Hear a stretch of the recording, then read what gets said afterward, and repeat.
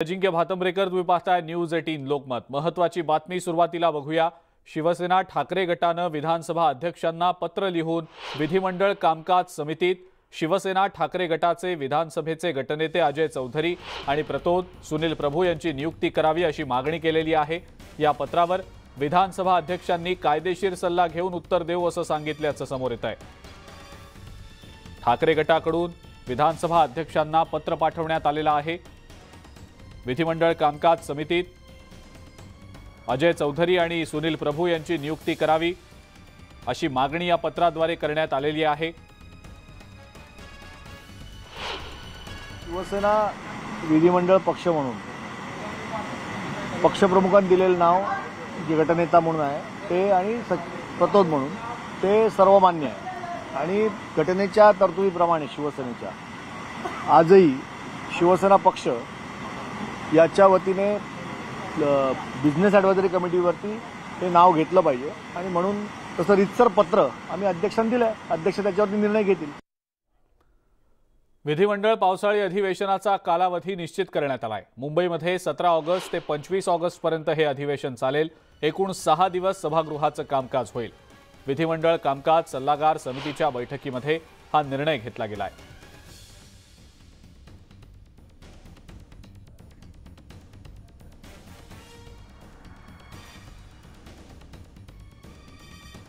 देवेंद्र फडणवीस यांच्याशी वैचारिक मतभेद असले तरी त्यांची कार्यशैली ही अजितदादांसारखीच भारावणारी असल्याचं एक ट्विट रोहित पवार यांनी केलंय। रोहित पवार यांनी नुकतीच देवेंद्र फडणवीस यांची भेट घेत एक निवेदन दिलं। एमपीएससीच्या कक्षेबाहेरील सगळ्या जागा दुय्यम सेवा मंडळातर्फे न भरता एमपीएससी मार्फत भराव्यात अशी मागणी रोहित पवार यांनी निवेदनाद्वारे फडणवीसांकडे केली आहे। मात्र या ट्विटमध्ये रोहित पवारांकडून देवेंद्र फडणवीस यांचं कौतुक करण्यात आलेलं आहे। फडणवीस यांच्याशी वैचारिक मतभेद जरी असले तरी त्यांची कार्यशैली अजितदादांसारखीच भारावणारी असल्याचं ट्विट रोहित पवार यांनी केलंय। रोहित पवारांनी नुकतीच देवेंद्र फडणवीस यांची भेट घेतलेली होती। त्यांना एक निवेदन दिलेलं होतं। एमपीएससीच्या कक्षेबाहेरच्या सगळ्या जागा या दुय्यम सेवा मंडळातर्फे न भरता एमपीएससी मार्फतच भराव्यात अशी मागणी करणारं हे निवेदन रोहित पवार यांनी फडणवीस यांना दिलेलं आहे। आणि याच संदर्भातलं ट्विट ज्या वेळेला रोहित पवार यांनी केलं त्यावेळेला फडणवीस यांची स्तुती करणारं त्यांचं कौतुक करणारं हे ट्विट होतं आणि त्यामुळे अनेकांच्या भुवया काहीशा उंचावल्या। रोहित पवार यांनी देवेंद्र फडणवीस यांचं जे कौतुक केलेलं आहे त्यामागे आणखी काही वेगळं कारण आहे का अशा चर्चा सुद्धा सुरू झाल्या।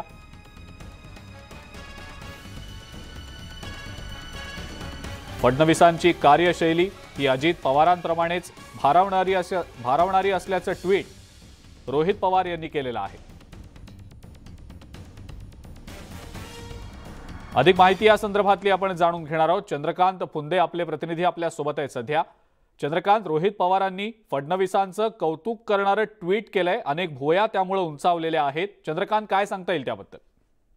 नाही, तो विषय वेगळा आहे, ते राजकारण झालं। पण मुद्दा असा आहे इथं मुलांचा, हा जो जी आर काढला शासनाने, ही जी परीक्षा भरती जी आहे शासन भरती ती दुय्यम निवड मंडळाकडे देण्याचा हा मविया सरकारच्या काळातला निर्णय आहे। त्यावेळेस ही सगळी मुलं रोहित पवारांकडे गेली होती, पाठपुरावा करत होती की तुम्ही काहीतरी भूमिका घ्या या संदर्भात, सरकार समोर आमची बाजू मांडा। पण त्यावेळेस रोहित पवारांनी सोयीस्कर मौन स्वीकारलं या सगळ्या संदर्भात, कारण सत्ता त्यांची होती। अजित पवारच अर्थमंत्री होते, खर्च लागेल म्हणून ते टाळत होते आणि त्यांनी तो निर्णय शेवटी तसाच घेतला।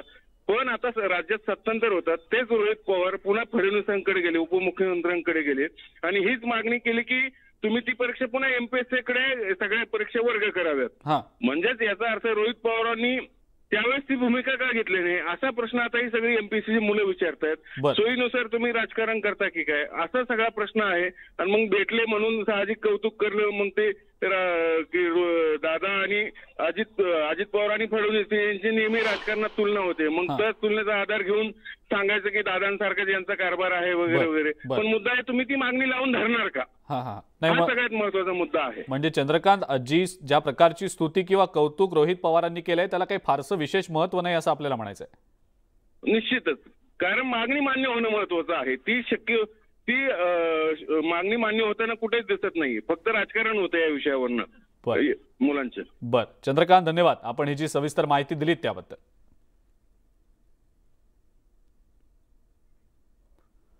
पुढची एक महत्त्वाची बातमी आपण बघणार आहोत. सिल्वर ओकवर राष्ट्रवादी काँग्रेसची एक अतिशय महत्त्वाची बैठक होतीये. शरद पवार यांनी ही बैठक बोलावलेली आहे. दुपारी रक्षाबंधन करता आलेले अजित पवार सिल्वर ओकवर आलेले आहेत. राष्ट्रवादी काँग्रेसचे इतरही प्रमुख नेते या बैठकीमध्ये सहभागी होणार आहेत. पावसाळी अधिवेशन आता काही दिवसांवर आलेलं आहे आणि या पार्श्वभूमीवर ही बैठक महत्त्वाची मानली जाते. शिंदे फडणवीस सरकारला घेरण्याच्या रणनीतीवर या बैठकीमध्ये चर्चा होऊ शकते अशी माहिती मिळते. सिल्वर ओकवर राष्ट्रवादी काँग्रेसचे प्रमुख नेते आता हळूहळू दाखल होत आहेत. अधिक माहिती या संदर्भातली आपण जाणून घेणार आहोत. प्रशांत बाग आपले प्रतिनिधी आपल्या सोबत आहेत सध्या. प्रशांत, पावसाळी अधिवेशन आता काही दिवसांवरच आहे आणि या पार्श्वभूमीवर राष्ट्रवादी काँग्रेसची ही बैठक महत्त्वाची मानली जाते. प्रशांत, काय सांगता येईल याबद्दल? अजिंक्य, सिल्वर ओकवर बैठक सुरू झाली आहे आणि राष्ट्रवादीचे सगळेच प्रमुख नेते, मग ते जयंत पाटील, दिलीप वळसे पाटील, हसन मुश्रीफ, छगन भुजबळ, सुनील तटकरे, धनंजय मुंडे हे सगळे दाखल झालेले आहेत आणि या आत्ताच्या बैठकीमध्ये अत्यंत महत्वाची रणनीती आखली जाते. आपल्याला माहिती आहे, एकीकडे नाना पटोले यांचं वक्तव्य, या वक्तव्यार्थ मवियामध्ये एकत्र व्यवस्थितपणा नक्कीच नाही आहे, कुरबुर सुरू आहे, हे अजूनही दिसून येत आहे. तर दुसरीकडे मातोश्रीवर सगळ्याच मवियाच्या नेत्यांनी उद्धव ठाकरे यांची घेतलेली सदिच्छा भेट आणि या पार्श्वभूमीवरच ही होणारी बैठक म्हणजे विधान परिषद विरोधी पक्षनेते आणखी विधानसभा विरोधी पक्षनेते या दोघांवरनं जे वेगवेगळ्यांमध्ये मतमतांतरे मवियात झाले होते आणि महाराष्ट्रातल्या जनतेचे प्रश्न सोडवायला हे शिंदे सरकार अपयशी ठरलंय असं सातत्याने गेल्या काही दिवसांपासून आरोप केला जातोय. कारण आपल्याला माहिती आहे की 2 जणांचंच हे मंत्रिमंडळ आतापर्यंत होतं, आता कुठे विस्तार झालाय पण अजून खाते वाटपही झालं नाहीये. त्यामुळे अनेक प्रश्नांचं, अनेक विषयांचं आयतं खोलीत विरोधकांच्या हातात नक्कीच सापडलंय. ही रणनीती नेमकी काय असू शकते, आक्रमकता कशी अधिक वाढू शकते, आणखी कमीत कमी कालावधीमध्ये यांना घेरता कसं येईल, सगळ्यात महत्वाचं म्हणजे की आता अधिवेशनामध्ये घेण्याची रणनीती आखणारे सगळेच विरोधक ते सगळेच नुकतेच सत्तेतनं बाहेर आले, त्यामुळे त्यांना सगळेच प्रश्न, समस्या आणि कागदपत्र याची जाड आहे. ही बैठक महत्वाची मानली जाते. अजिंक्य. प्रशांत, धन्यवाद. सविस्तर माहिती आपण दिलीत त्याबद्दल. महाविकास आघाडीबाबत काँग्रेसचे प्रदेशाध्यक्ष नाना पटोले यांनी एक मोठं वक्तव्य केलं. महाविकास आघाडी नैसर्गिक युती नव्हती, विपरीत स्थितीत एकत्र आलेलं ते सरकार होतं असं त्यांनी म्हटलेलं आहे.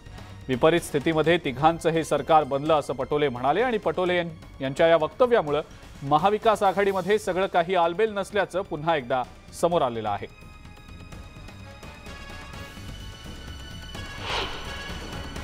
ची काही नॅचरल अलायन्स नाही आहे. हे अलायन्स आमचं एका विपरीत परिस्थितीत महाराष्ट्राच्या जनतेच्या हितासाठी आमच्या नेत्या सोनिया गांधींनी त्यावेळेस केलं. काय आम्ही सत्तेमध्ये नव्हतो, आम्ही विरोधी पक्षात बसायचं हा निर्णय जनतेने मॅन्डेट दिला होता. त्या जनतेच्या मॅन्डेटप्रमाणे आम्ही विरोधी पक्षात काम करायची आमची मानसिकता होती. अध्यक्षांचा निर्णय हा पक्षाचा निर्णय असतो, त्यामुळे पक्ष जो निर्णय घेईल तो सर्वात मानलेला राहायचा. अध्यक्षांनी आपलं मत व्यक्त केलेलं आहे. विधिमंडळाचं कामकाज हे विधिमंडळ कामकाज सल्लागार समिती आणि विधिमंडळ काँग्रेस पक्षाचे नेते बाळासाहेब थोरात आहेत. हे दोन्ही मिळून जो निर्णय घेईल तो पक्षाला मान्यच करावा लागेल. महाविकास आघाडीच्या वतीनंच आता विरोधी पक्षनेते अजित पवार यांनी बैठक घेतलेली होती आणि त्या बैठकीमध्ये अशोकराव चव्हाण साहेब स्वतः उपस्थित होते आणि काँग्रेसच्या वतीनं त्यांनी त्यांची मतं देखील स्पष्टपणानं मांडलेली आहेत. त्यामुळं महाविकास आघाडी अस्तित्वात आहे. विधान परिषदेच्या विरोधी पक्षनेतेपदी शिवसेनेकडून अंबादास दानवे यांची नियुक्ती करण्यात आली आणि या नियुक्तीवरून काँग्रेसनं नाराजी व्यक्त केलेली असतानाच आता राष्ट्रवादी काँग्रेसकडून सुद्धा नाराजीचा सूर आळवण्यात आलेला आहे. विरोधी पक्षनेतेपदी नावं जाहीर करत असताना मित्र पक्षांना सुद्धा जर विचारात घेतलं असतं तर बरं झालं असतं असा टोला राष्ट्रवादी काँग्रेसचे प्रदेशाध्यक्ष जयंत पाटील यांनी लगावला. शिवसेनेने इतर 2 पक्षांना चर्चा करून जर केलं असतं तर ते अधिक चांगलं दिसलं असतं, पण त्यांनी तशी काही चर्चा आमच्यात झाली नाही.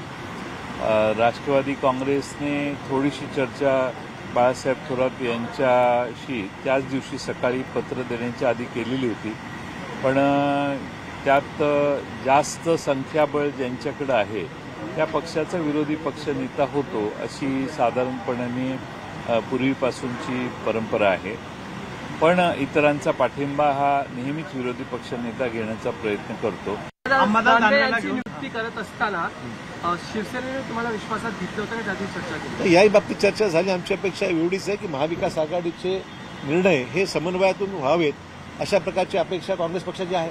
आजही आमचा आग्रह आहे की ते विरोधी पक्षनेतेपद आम्हाला मिळालं पाहिजे आणि याला कारणही आहे. शेवटी असं आहे की विधानसभेमध्ये विरोधी पक्षनेतेपद हे राष्ट्रवादीकडे आहे अजितदादांच्या रूपानं. विधान परिषदेमध्ये उपसभापतीपद शिवसेनेकडे आहे. आता संख्याबळ पाहता आमचं जवळपास सर्व समान आम्ही आहोत.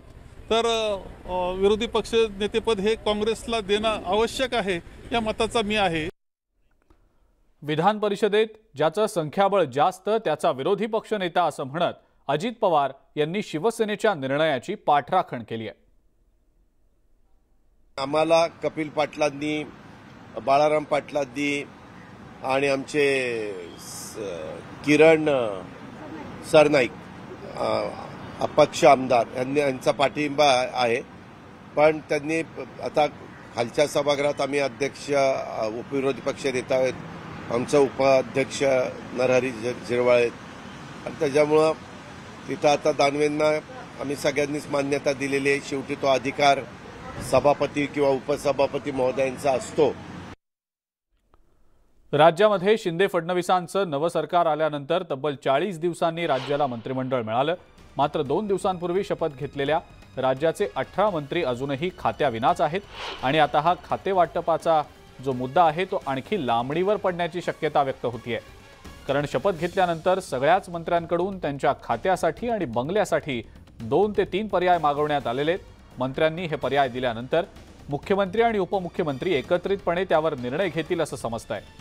शिंदे सरकारमध्ये प्रत्येक मंत्र्यावर 2 ते 3 खात्यांची जबाबदारी सोपवली जाणार असल्याची सुद्धा माहिती समोर येते. आजही आम्हाला आज रात्री संध्याकाळपर्यंत जबाबदाऱ्या मिळेल अशी अपेक्षा आहे आणि ह्या जबाबदाऱ्या मिळण्यासाठी आम्हाला अजून काही वेळ, घंटे किंवा एखादा दिवस बी लागू शकतो आणि ते मिळाल्यानंतरच खरी म्हणजे कामाची सुरुवात असते. मंत्रिमंडळाचा विस्तार होऊन 48 तास उलटले तरी कॅबिनेट मंत्र्यांना अद्याप कोणतंही खाते वाटप झालेलं नाही. मुख्यमंत्री आणि उपमुख्यमंत्र्यांनी कोणत्या मंत्र्याला कोणतं खातं हवं याचा पर्याय मागितल्याची माहिती समोर आलेली होती. मात्र कुणालाही पर्याय दिले नसून मुख्यमंत्री जे कोणतं खातं देतील ते आम्ही स्वीकारणार असल्याचं स्पष्टीकरण मंत्री दीपक केसरकर यांनी दिलेलं आहे.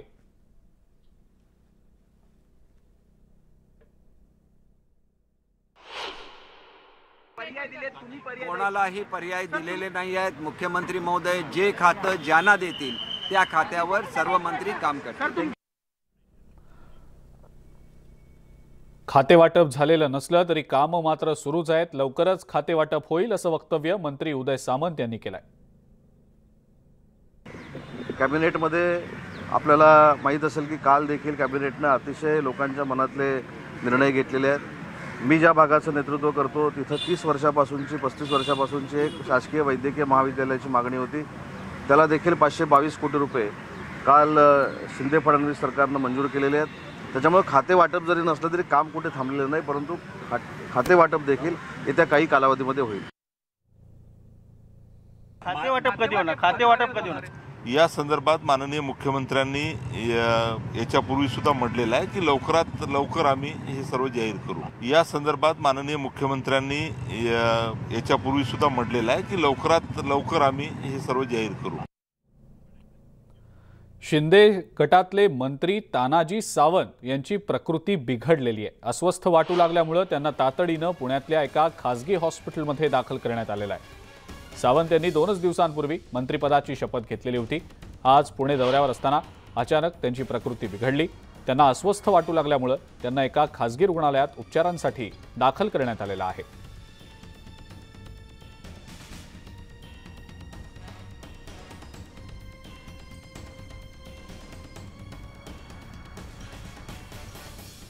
पुढची एक मोठी बातमी आपण बघणार आहोत. माजी मंत्री जितेंद्र आव्हाड यांना मानवाधिकार आयोगाकडून आता नोटीस बजावण्यात आलेली आहे. अनंत करमुसे यांना मारहाण प्रकरणामध्ये ही नोटीस बजावण्यात आलेली आहे. जितेंद्र आव्हाड यांना उत्तर देण्याचे आदेश या नोटिशीच्या माध्यमातून दिले गेलेत. ठाणे पोलिसांनी या संदर्भात गुन्हा दाखल केलेला होता। आता याच अनुषंगानं मानवाधिकार आयोगानं जितेंद्र आव्हाड यांना नोटीस बजावलेली आहे। अधिक माहिती या संदर्भातली आपण जाणून घेणार आहोत। अजित मांढरे आपले प्रतिनिधी आपल्या सोबत आहेत सध्या। अजित, काय नेमकी माहिती? अजिंक्य, साधारणपणे 2 ते 3 वर्षापूर्वी अनंत कर्मसे नावाचा एक ठाण्यातील तरुण होता, इंजिनियर तरुण। त्याला जितेंद्र आव्हाड यांच्याकडून मारहाण करण्यात आली होती असा आरोप त्यांनी केला होता। आक्षेपार्ह पोस्ट टाकल्याबद्दल सोशल मीडियावरती त्यालाही मारहाण करण्यात आली होती। त्या संदर्भात त्याने गुन्हा दाखल केला होता। त्यानंतर जितेंद्र आव्हाड यांचे निकटवर्ती असतील, त्यांच्यासोबतचे बॉडीगार्ड असतील, शासकीय खासगी या सर्वांवरती गुन्हा दाखल केला होता। सर्वांना अटक केली होती। जामिनावरती बाहेर आहेत। या प्रकरणी मानवाधिकार आयोगाने आव्हाड यांना हजर राहून त्यांचं उत्तर दाखल करायला सांगितले आहे। त्यामुळे त्यांच्या अडचणीमध्ये वाढ झालेला आहे असं म्हटलं तरी वावगं नाही। शेवटी आता मानवाधिकार आयोगासमोर आव्हाड आपली काय भूमिका मांडतायत, त्यानंतर आयोग जे आहे ते त्यांची काय भूमिका घेत आहेत, हे संपूर्ण चौकशीनंतर त्यांनी उत्तर दाखल केल्यानंतर स्पष्ट होईल। बरं अजित, धन्यवाद, सविस्तर माहिती आपण दिलीत त्याबद्दल। शिंदे गटातल्या कॅबिनेट मंत्र्यांनी शिवाजी पार्कमधल्या बाळासाहेब ठाकरे यांच्या स्मृतीस्थळी आज भेट दिली आहे। दीपक केसरकर, संदीपान भुमरे, गुलाबराव पाटील, शंभूराज देसाई, उदय सामंत आणि संजय राठोड या मंत्र्यांनी बाळासाहेबांना अभिवादन केलं। मंत्रिपदाची शपथ घेतल्यानंतर बाळासाहेबांचे आशीर्वाद घेत आपण कार्यभार स्वीकारणार असल्याचं या मंत्र्यांनी सांगितलं।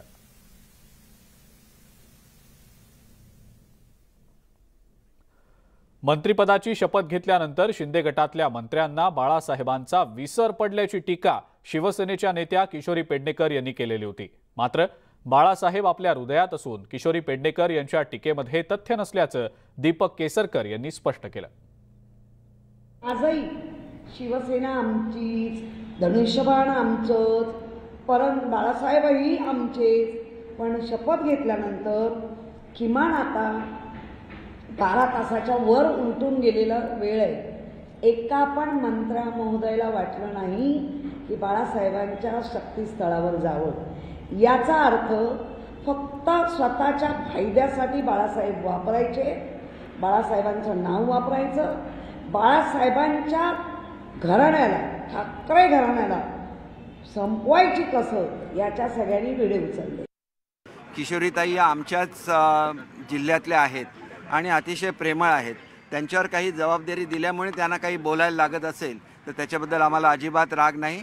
आमचं ठरलेलं होतं की प्रत्येकजण आपल्या खात्याचा कारभार सांभाळण्यापूर्वी आणि मंत्रालयात जाण्यापूर्वी बाळासाहेबांचे आशीर्वाद घेऊन जायचं आमचं पूर्वीच ठरलेलं होतं। थोडंसं गौप्यस्फोट त्यांनासुद्धा करायला लागतो की मला काहीतरी माहिती आहे, त्याच्यामुळे त्यांना कदाचित कळलं असेल की आम्ही मंत्रालयात जाण्यापूर्वी बाळासाहेबांचे आशीर्वाद घेणार। आम्ही अभिवादन माननीय वंदनीय शिवसेना प्रमुखांच्या स्मृतीस्थळाला करून केलेला आहे। आशीर्वाद आम्ही साहेबांचे घेतलेले आहेत। अद्याप आम्ही पदभार स्वीकारायचा आहे। पदभार स्वीकारण्यापूर्वी, मंत्रिपदाचं कामकाज सुरू करण्यापूर्वी साहेबांचे आशीर्वाद घेण्यासाठी आम्ही सगळेजण या ठिकाणी आलो। यापूर्वी पण माननीय मुख्यमंत्री महोदयांचा शपथविधी झाल्याच्या नंतर आम्ही सर्वजण त्याही वेळेस आलेलो होतो। पदभार स्वीकारण्याच्या पूर्वी आता आम्ही आज दर्शन घेतलेलं आहे। आपल्याला माहिती आहे की शिवसेना प्रमुखांनी 80% समाजकारण आणि 20% राजकारणाचं जे बाळकडू आम्हा सर्व शिवसैनिकांना दिलेले, येणाऱ्या काळामध्ये त्याप्रमाणे आम्ही मार्गक्रमण। बाळासाहेबांचा आशीर्वाद घेऊन पुढच्या काळामध्ये काम करण्याकरता या ठिकाणी अभिवादन करण्यासाठी आम्ही या ठिकाणी आलो होतो। आमच्या जीवनातलं हे ऊर्जा स्रोत आहे आणि त्याच्याशिवाय आम्ही पुढचं काम करू शकत नाही। आणि मला या ठिकाणी सांगायला अभिमान वाटेल की साहेबांच्या आशीर्वादामुळेच आज ही संधी आम्हाला मिळाली।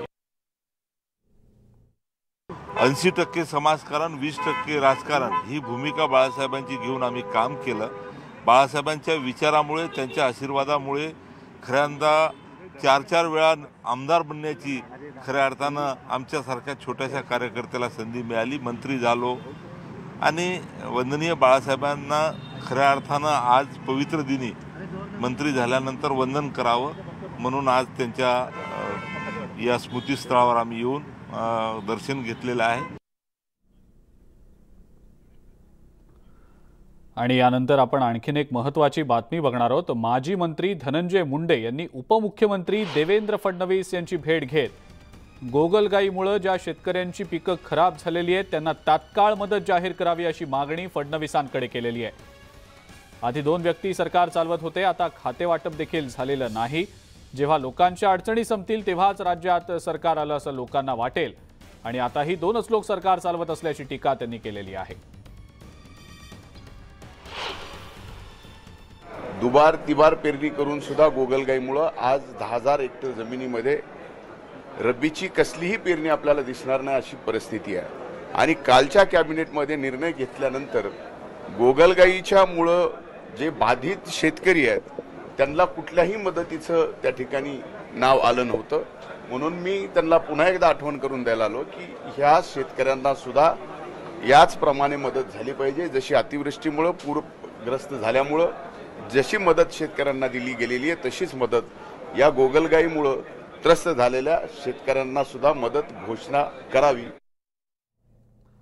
शिंदे गटाचं लक्ष आदित्य ठाकरे यांच्या पर्यटन खात्यावर असणार आहे। आदित्य ठाकरे यांनी पर्यटन खात्यासंदर्भात 2.5 वर्षात जितकं काम केलं त्यापेक्षा अधिक चांगलं काम करण्याचा मानस मंत्री दीपक केसरकर यांनी व्यक्त केलाय।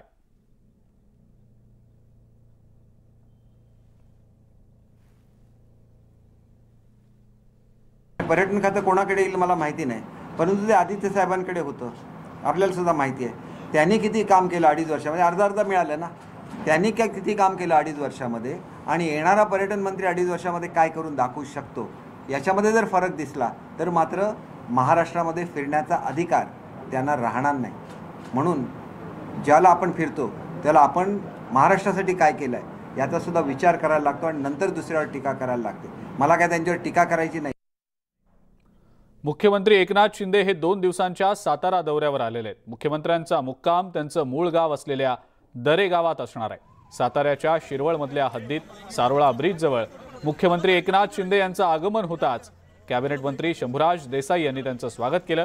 मुख्यमंत्र्यांवर यावेळेला जेसीबीच्या सहाय्यानं पुष्पवृष्टी करत त्यांचं स्वागत करण्यात आलं। यावेळेला मोठ्या संख्येनं कार्यकर्ते उपस्थित होते।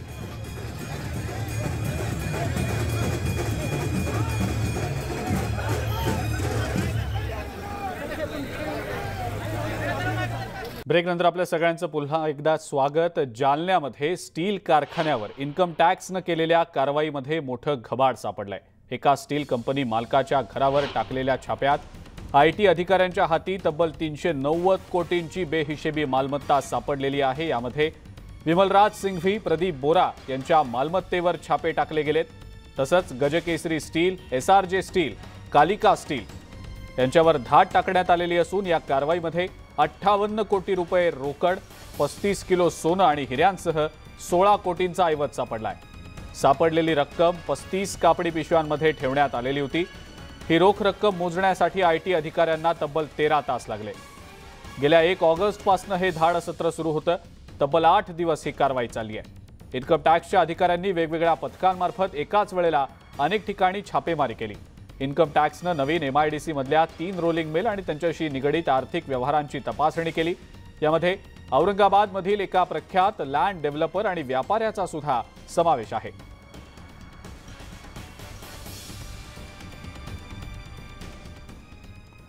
सायबर भामट्यांनी ऑनलाईन वीज बिलं भरण्याच्या नावाखाली ग्राहकांची लूट सुरू केली आहे। एकट्या पुणे शहरामध्येच या संदर्भातल्या तब्बल 311 तक्रारी सायबर पोलिसांकडे दाखल झाल्यात।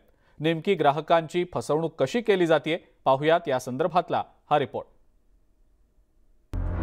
वीज बिल भरण्यासाठी कॉल येतोय, बिल भरण्याकरता ऑनलाईन लिंक वापरताय। सावधान, तुमच्या फसवणुकीसाठी सायबर भामटे चांगले सक्रिय झालेत। महावितरणच्या नावे कॉल करून धमकी देऊन तुम्हाला लाईट बिल भरण्यास भाग पाडलं जाऊ शकतं आणि यानंतर थेट तुमच्या बँक अकाउंटवर डल्ला मारून तुमचं आयुष्य अंधारात ढकललं जाऊ शकतं। आम्ही असं का म्हणतोय तुम्हीच बघा। असा SMS आला तर आणि त्या SMS वर तुम्ही पैसे भरले तर ते MSEBला जात नाही, तर त्यांच्या ह्या सायबर भामट्यांच्या खात्यात जातात। तुम्हाला ते रात्री बेरात्री फोन करतात आणि तुम्हाला एका नंबरवर कॉल करायला सांगतात, नंतर तुमच्या नंबरवरती लिंक पाठवतात आणि ती लिंक ओपन करून तुम्हाला लाईट बिल भरायला सांगतात. तुम्ही ती लिंक ओपन केली रे केली, तुमच्या ऑनलाईन बँक अकाउंटमधले सगळे पैसे गायब झालेच म्हणून समजा.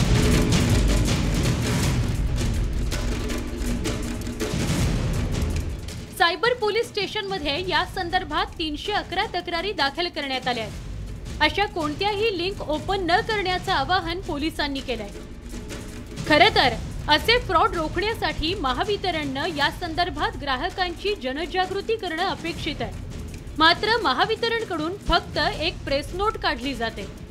वास्तविक पाहता MSEB तुम्हाला असं कोणता नंबर देणार नाही किंवा रात्री अपरात्री असं फोन करणार नाही. तर तुम्ही एक केलं पाहिजे की तुम्ही MSEBच्या अधिकृत नंबरवर खात्री केली पाहिजे की सध्या असं काय तुम्ही अपील करताय का की या नंबरवर वीज भरलं नाही, तुम्ही भरा म्हणून वगैरे. तर ते आपण खातरजमा करत नाही. आणि बऱ्याचदा शिकल्यासवरले लोक जी उच्च शिक्षित आहेत, आमच्याकडे तक्रार आम्ही पाहतोय, अशी लोक फसलेले आहेत. त्यामुळे कुठलेही फेक कॉल्स, कुठलेही फेक मेसेजेस याला बळी पडू नका. तुमचं वीज बिल योग्य त्या पद्धतीनं ऑनलाईन वेबसाईटवर किंवा महावितरण ऑफिसला जाऊन भरा आणि तुमच्या सोबत होणारा धोका टाळा. चंद्रकांत फुंदेसह bureau report, news 18 Lokmat, Pune. पावसासंदर्भातल्या बातम्या बघूया. रत्नागिरी जिल्ह्यातल्या दापोली मंडणगड तालुक्यात जोरदार पाऊस सुरू असून जिल्ह्यातल्या बऱ्याच भागांना अतिवृष्टीचा इशारा दिला गेलेला आहे. सतत पडणाऱ्या पावसामुळे इथलं जनजीवन पूर्णपणे विस्कळीत झालंय.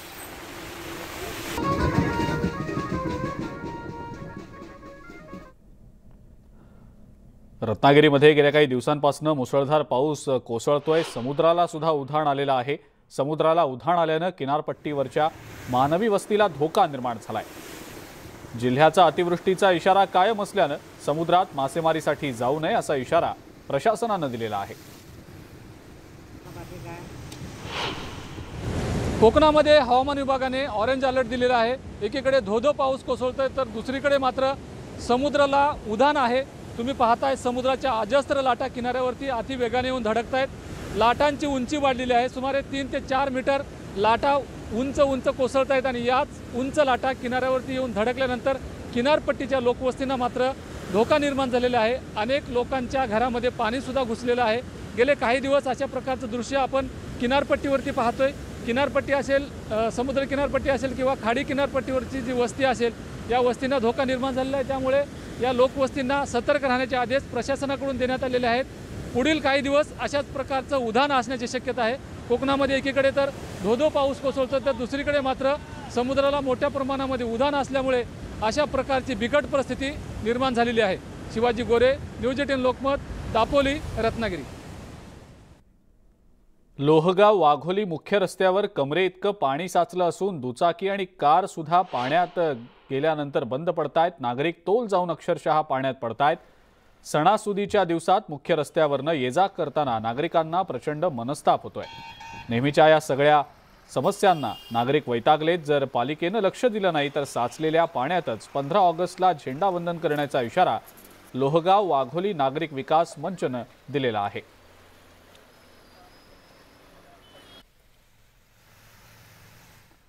जळगाव जिल्ह्यातल्या हतनूर धरणाचे सगळे 41 दरवाजे आता पूर्णपणे उघडण्यात आलेत. हतनूर धरणातनं तापी नदी पात्रात 2,30,572 क्युसेक्सनं पाण्याचा विसर्ग तापी नदी पात्रात केला जातोय. त्यामुळे तापी नदीकाठच्या गावांना प्रशासनाच्या वतीनं सतर्कतेचा इशारा देण्यात आलेला आहे.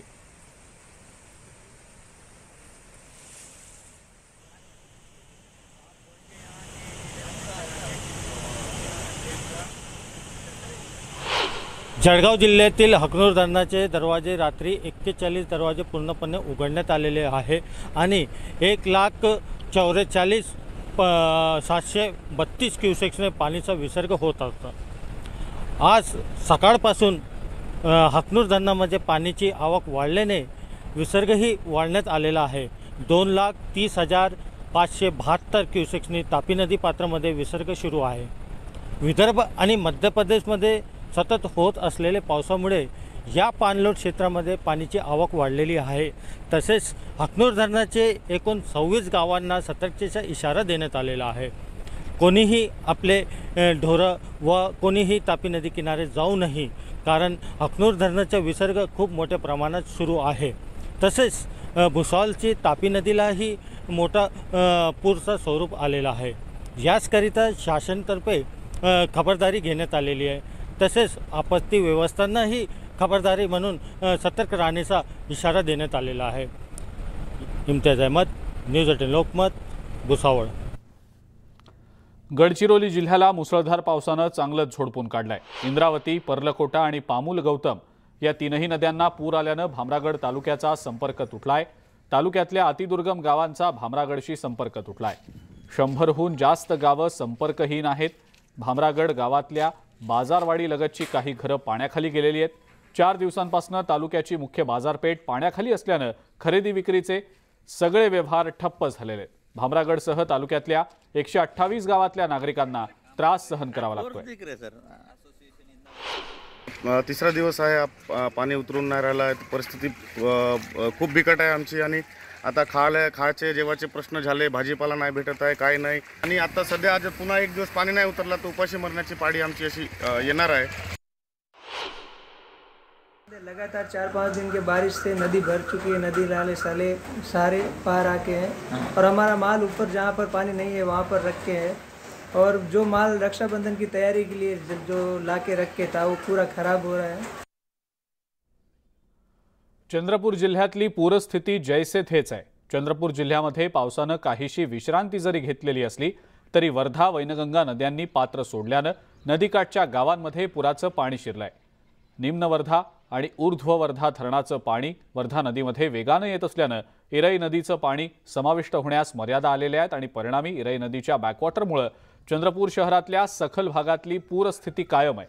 जिल्ह्याच्या वैनगंगा नदीच्या विस्तीर्ण काठावर गोसे धरणातनं होणारा विक्रमी विसर्ग शेती आणि मालमत्तेसाठी धोकादायक ठरतोय। चंद्रपूर जिल्ह्यातनं आष्टी मार्गे दक्षिण गडचिरोलीला जोडणारा जो मार्ग आहे तो बंद आहे। पाऊस जरी थांबलेला असला तरी धरणांमधनं होणाऱ्या विसर्गामुळे पूरस्थितीत बदल होत नसल्यानं नागरिक घरं सोडण्याच्या भीतीनं दहशतीखाली आहेत।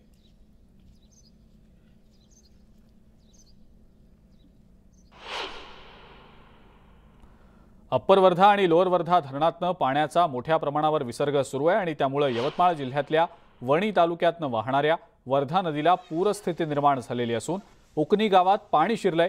काही घरांमध्ये सुद्धा पाणी गेल्याची माहिती मिळतेय। त्यामुळे गावातले सगळे रस्ते जलमय झालेत। नागरिकांनी 2 ते 3 फूट पाण्यातनं चालत जाऊन मार्ग त्यांना काढावा लागत आहे। जनावरांच्या गोठ्यात पाणी असल्यानं चारा सुद्धा नष्ट झालाय। एकाच महिन्यात दुसऱ्यांदा या गावाला पुराच्या पाण्याचा तडाखा सहन करावा लागलाय। या भागातल्या शेतांमध्ये सुद्धा मोठ्या प्रमाणावर पाणी शिरल्यानं पिकांचंही नुकसान झालेलं आहे।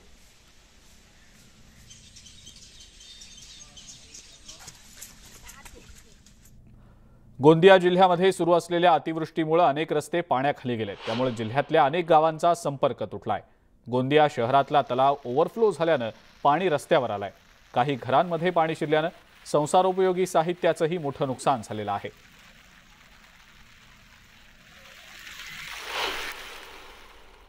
गोंदिया जिल्ह्यात मागील 48 तासापासून मुसळधार पाऊस सुरू आहे। आपण सध्या आहोत आता गोंदिया शहरातील बांधतलाव या परिसरात सूर्यटोल्यामध्ये। बांधतलावचा पाणी ओव्हरफ्लो झाल्यामुळे रस्त्यावर पाणी आलं आहे। त्याचप्रमाणे या ठिकाणी अनेक लोकांच्या घरीसुद्धा पाणी गेलं आहे। आपण बघू शकता की रस्त्यावर गुडघ्याभर पाणी आहे आणि लोक आवागमन करत आहेत, आपला जीव मुठीत धरून येणं जाणं करत आहे। त्याचप्रमाणे या ठिकाणीतील परिसरातील लोकांनी अनेकदा प्रशासनाला निवेदन दिले आहे या पाणीची व्यवस्था करण्यात यावा। मात्र पाऊस आला की या परिसरात मोठ्या प्रमाणात पाणी येतो। त्याचप्रमाणे गोंदिया शहरातील असो किंवा जिल्ह्यात असो मोठ्या प्रमाणात पाऊस असल्याने हीच परिस्थिती आपल्याला पाहायला मिळत आहे। मात्र आता जिल्हा प्रशासन या परिस्थितीचा काय आढावा घेतो आणि काय यांची व्यवस्था करतो हे बघण्यासारखं राहणार आहे। रवी सपाटे, न्यूज 18 लोकमत, गोंदिया। भंडारा जिल्ह्यातल्या मोहाडी पोलीस ठाण्यामध्ये पुराचं पाणी शिरलंय। मोहाडी परिसरात जोरदार पाऊस कोसळतोय।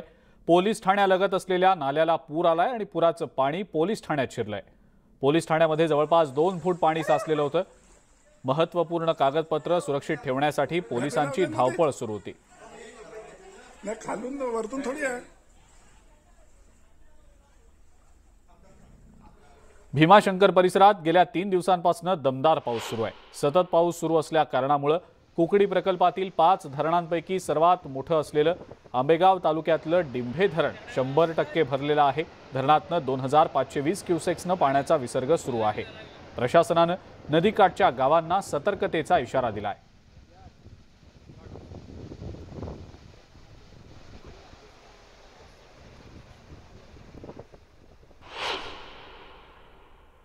गुजरातमधल्या सुरतला सुद्धा मुसळधार पावसानं चांगलं झोडपून काढलेलं आहे. हरिपुरा धरणातनं मोठ्या प्रमाणावर पाण्याचा विसर्ग केला जातोय. उकाई धरणातनं मोठ्या प्रमाणावर पाणी सोडल्यानं परिसरातला पूल पाण्याखाली गेलाय आणि त्यामुळे वाहतूक ठप्प झालेली आहे.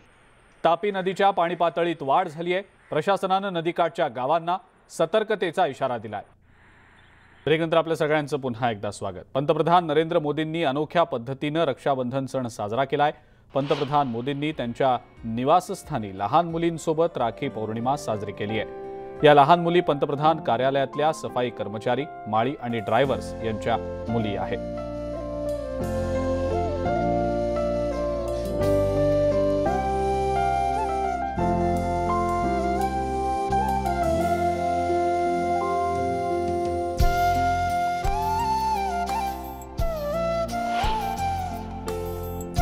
राज्यामध्ये सगळीकडेच रक्षाबंधन सणाचा उत्साह पाहायला मिळतोय. मुख्यमंत्री आणि उपमुख्यमंत्र्यांनी रक्षाबंधन सण साजरा केलेला आहे. मंत्रालयातल्या महिला पोलीस कर्मचाऱ्यांनी मुख्यमंत्री एकनाथ शिंदे आणि उपमुख्यमंत्री देवेंद्र फडणवीस यांना राखी बांधली आहे.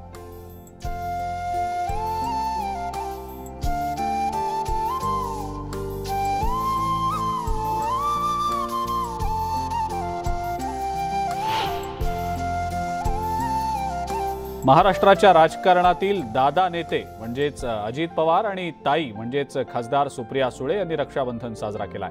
तर त्यांच्या मुलीनं पार्थ पवारांना राखी बांधत रक्षाबंधन साजरा केला.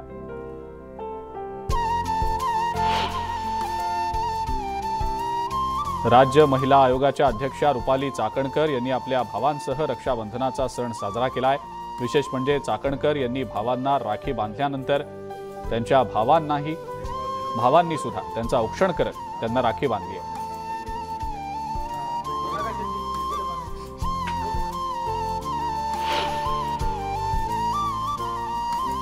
खासदार नवनीत राणा यांनी सुद्धा रक्षाबंधनाचा सण साजरा केला.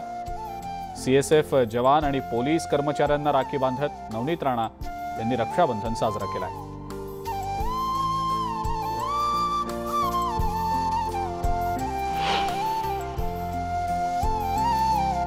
राज ठाकरेंच्या शिवतीर्थ या निवासस्थानी रक्षाबंधन साजरं झालं. राज ठाकरे यांची मुलगी उर्वशी यांनी अमित ठाकरे यांचं औक्षण करत त्यांना राखी बांधली.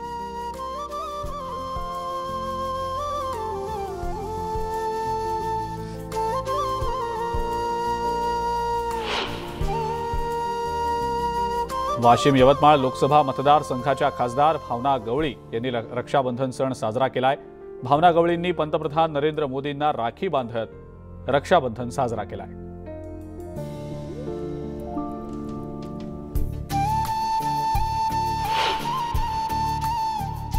रक्षाबंधनाचा उत्साह राजकीय नेत्यांच्या घरी पाहायला मिळतोय.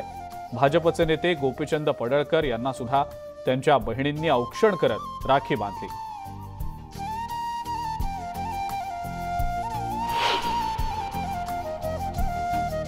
भाजपचे नेते प्रवीण दरेकर यांच्या घरी रक्षाबंधन साजरा करण्यात आला. यावेळेला मोठ्या बहिणीनं राखी बांधल्यानंतर प्रवीण दरेकर यांनी बहिणीचे आशीर्वाद घेतले.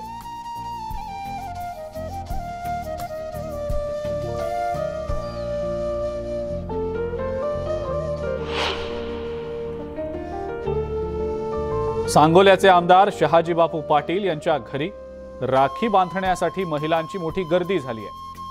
आमदार शहाजी बापू पाटील यांच्या 2 बहिणींनी त्यांना राखी बांधली. त्यानंतर इतरही काही महिलांनी राखी बांधण्यासाठी मोठी गर्दी केलेली होती. जवळपास 300 ते 350 महिलांनी राखी बांधण्यासाठी गर्दी केली. यावेळेला मायेची भेट म्हणून बापूंनी ओवाळणी म्हणून या बहिणींना साडी भेट दिली आहे.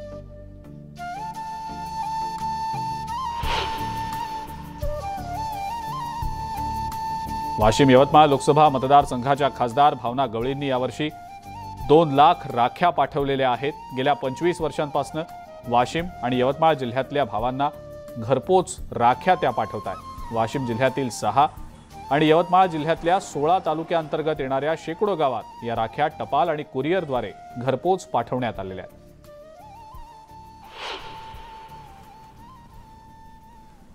भाजपचे नेते प्रसाद लाड यांच्या घरी सुद्धा रक्षाबंधन साजरा करण्यात आलं।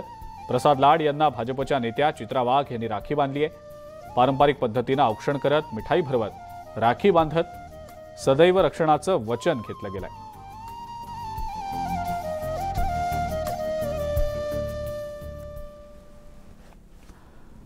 नारळी पौर्णिमेच्या सणाच्या निमित्तानं मुंबईतले कोळीवाडे गजबजून गेले। नारळी पौर्णिमा हा कोळी बांधवांचा मोठा सण असतो। या सणाच्या निमित्तानं समुद्राला नारळ अर्पण केला जातो आणि यानंतर कोळीवाड्यात नारळ फोडण्याचा खेळही रंगतो।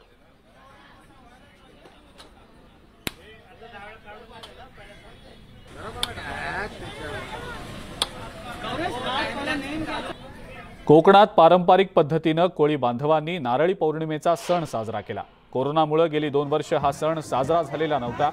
मात्र यंदा निर्बंध मुक्त सण असल्या कारणामुळे उत्साहामध्ये हा सण साजरा करण्यात आला।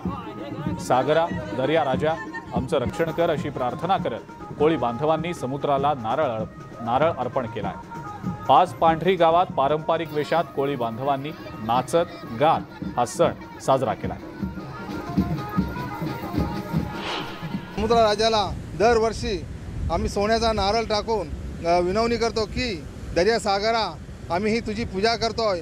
आमच्या हे समुद्रातला हे आमची जे होड्या आमचे मच्छीमार कोळी बांधव जे रात्रंदिवस समुद्रात मच्छी मारत असतात त्यांना सुखी समाधानी ठेव ही आम्ही प्रार्थना करत असतो। मी रत्नसागराची पूजा करून आम्ही आमच्या नवीन मासेमारी धंद्यासाठी समुद्रावरती आरूढ होतो आणि त्याला विनवणी करतो आजच्या दिवशी आम्ही की हे सागरा जिथं कुठं आमची लेकरं जातील त्यांचा तू सांभाळ कर, रक्षण कर आणि त्यांना सुखरूप किनारी घेऊन ये यासाठी आमची नेहमी दर्यासागराला प्रार्थना असते। नारळ आता अर्पण करून घेतलेलं आहे तर तू शांत राहा। तूच जर शांत नाही राहिलास तर येणारे सण गणपती बाप्पा असतील, गोविंदा असेल तर आम्हाला दुःखात घालावं लागेल। तेव्हा तू हे दुःख सगळं आहे ते पोटात गिळून घे। रक्षाबंधनाच्या निमित्तानं येवल्यातल्या एका मिठाई विक्रेत्यानं मिठाईवर 24 कॅरेट सोन्याचा मुलामा चढवलाय। 6000 रुपयांना या मिठाईची विक्री केली जाते। ही मिठाई पाहण्यासाठी खरेदी करण्यासाठी येवलेकर गर्दी करताय।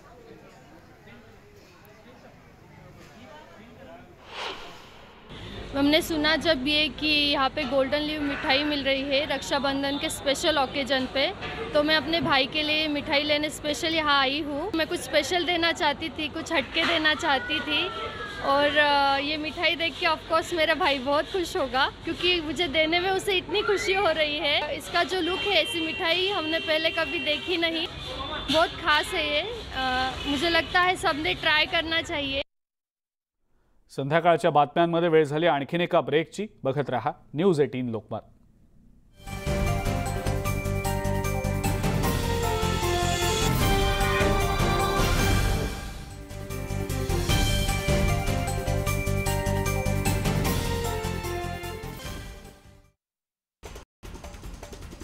भिवंडी शहरातील कामतघर येथील वऱ्हाळा देवी तलावातून रोज 2 MLDचा पाणी पुरवठा शहराला करण्यात येतोय। हा तलाव मुसळधार पावसामुळे ओव्हरफ्लो झाल्यानं या तलावाचं दृश्य पाहण्यासाठी नागरिक येत आहेत।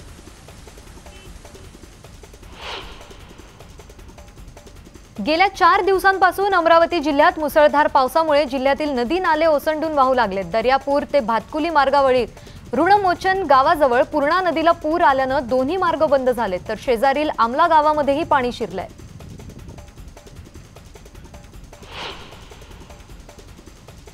सांगलीतील कृष्णा नदीच्या पाणी पातळीत झपाट्याने वाढ झाली असून आता नदीची पाणी पातळी 27 फुटांवर पोहोचली आहे। तर दुसरीकडे अलमट्टी धरणातून 2 लाख क्युसेकने विसर्ग केल्यानं सांगलीकरांना दिलासा मिळाले। तर कृष्णा आणि वारणा नदीच्या पातळीत वाढ झाल्यानं जिल्ह्यातील 1 पूल आणि 13 बंधारे पाण्याखाली गेलेत।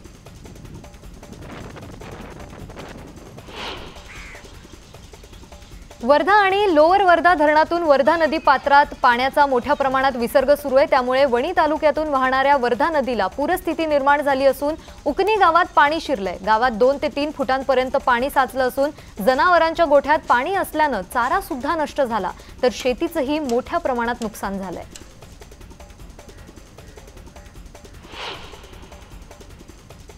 गेल्या 2 ते 3 दिवसांपासून सुरू असलेल्या मुसळधार पावसामुळे आळंदीमधील इंद्रायणी नदी दुथडी भरून वाहू लागली आहे। यामुळे संत ज्ञानेश्वर महाराजांच्या आळंदीमधील भक्ती सोपान पूल हा पाण्याखाली गेलाय, तर इंद्रायणी नदीच्या पाणी पातळीत आणखी वाढ होण्याची शक्यता असल्यानं नदीकाठच्या गावांना सतर्कतेचा इशारा देण्यात आलाय।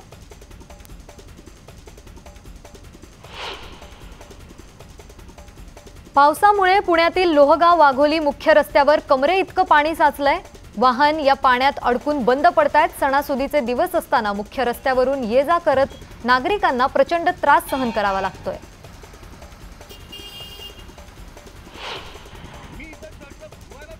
मुंबई गोवा महामार्गावर खड्ड्यांचं साम्राज्य आहे। याबाबत एका तरुणाने अनोख्या पद्धतीने नाराजी व्यक्त केली आहे। रक्षाबंधनाला बहिणीकडे जात असताना खड्ड्यात साचलेलं पाणी अंगावर उडल्याने एका तरुणाने खड्ड्यातील चिखलात शर्टला साबण लावून धुतलंय।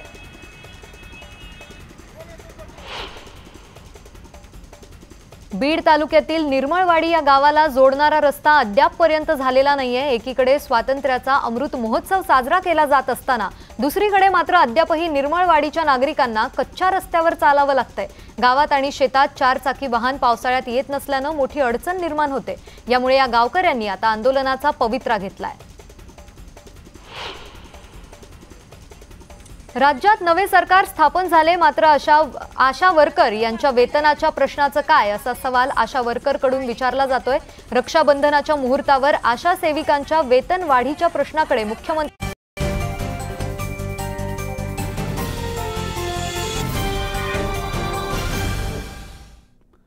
ब्रेकनंतर आपल्या सगळ्यांचं पुन्हा एकदा स्वागत। विमान प्रवास आता मध्यमवर्गीयांच्याही आवाक्याबाहेर गेलाय की काय अशी अवस्था झालेली आहे, कारण विमान कंपन्यांनी अव्वाच्या सव्वा भाडेवाढ केली आहे। केंद्रानं विमानाच्या तिकिटांच्या किमतीवरची बंधनं हटवल्यानंतर आता ही भाडेवाढ करण्यात आलेली आहे। विमानांच्या रिटर्न तिकिटांच्या भाड्यात जवळपास 60% वाढ झाली आहे, तर एकेरी भाडंही जवळपास दुप्पट झालंय। सलग आलेल्या सुट्ट्यांमुळे प्रवाशांची संख्याही वाढणार आहे आणि वाढती संख्या लक्षात घेता विमान भाड्यात वाढ करण्यात आलेली आहे। सध्याची प्रवास भाडी पाहता विमान प्रवास हा मध्यमवर्गीयांच्या आवाक्याबाहेर गेलाय की काय अशी स्थिती आहे।